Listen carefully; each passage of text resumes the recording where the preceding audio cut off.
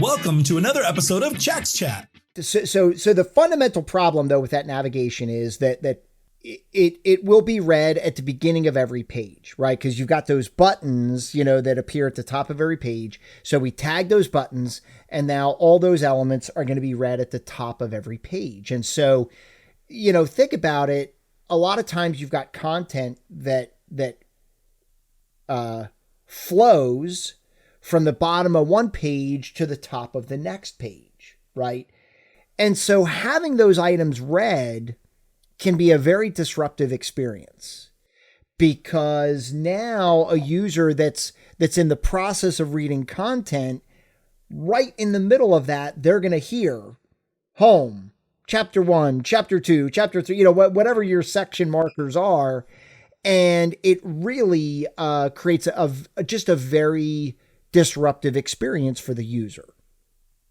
Well, and I think that, we've seen this implemented in a couple of different ways. I think it used to be, we would see that more of the back to top or back to TOC as that single button that would live in the bottom right-hand corner or the top right-hand corner of a PDF.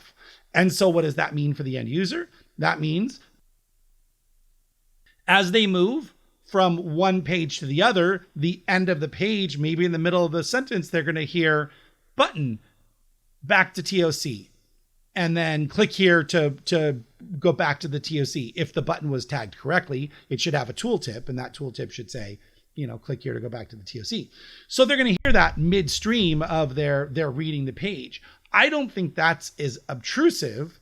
I think it'd be annoying, but I don't think it'd be as obtrusive as hearing 7 navigation buttons across the top of the page because someone's decided they want to turn a PDF into a mini website. Well, and similarly, Dax, is another area where we kind of get a little hung up on, where people will often at the bottom of one page will put text that says continued on next page. Right.